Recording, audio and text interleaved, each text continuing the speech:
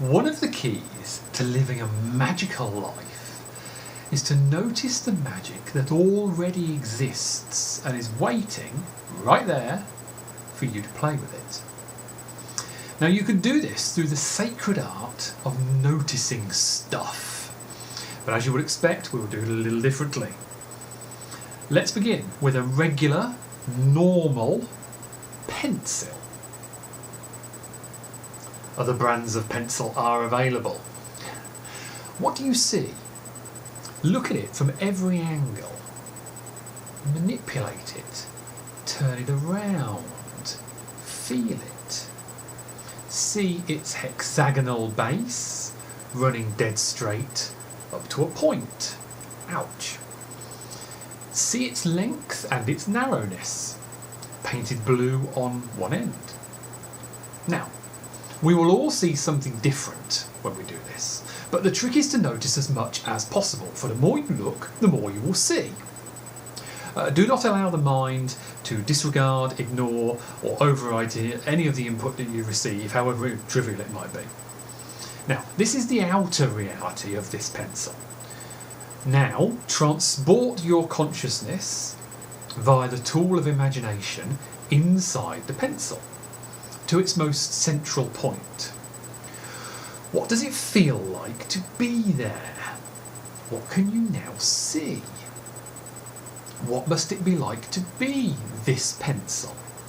Not any old pencil, this pencil, part used, half discarded.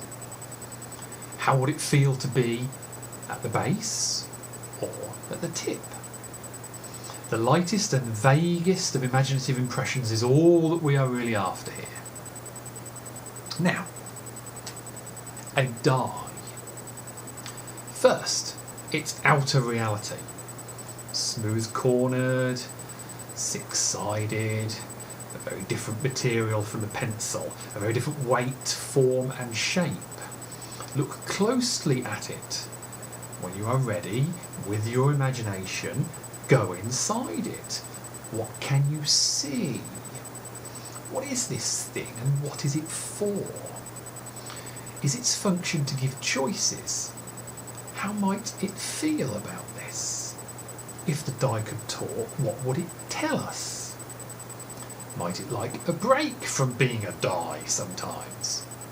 Its options seem rather limited, 1 to 6, so it might like a companion. Or might it like to escape to make a bid for freedom? These are my questions, of course, my projections onto the die, but isn't that what dice are for? To receive everybody else's hopes and expectations. Maybe that's its purpose. And with all that going on, it might well feel lonely to be just one die. Much happier, surely, being dice.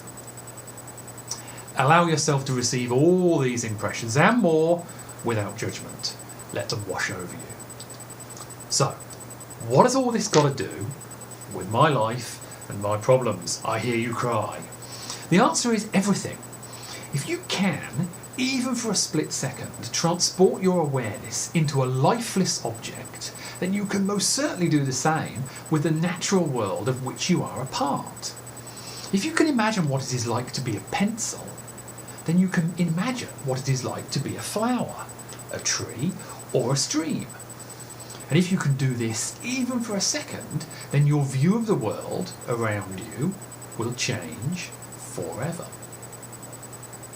It is by noticing the magical life that already exists in all its forms that transformation occurs. Transport your consciousness into your mobile phone, your TV, into an apple, into an orange, into a fork, into a knife, into a tyre. Notice what all these things look like externally, and then notice what they feel like internally. To make sure your experiments are as truthful as possible, keep your observations brief, simple and to the point, and try not to make leaps of meaning. Simply notice and pose questions to yourself. For example, I went into the TV and all I could see was dust and fluff.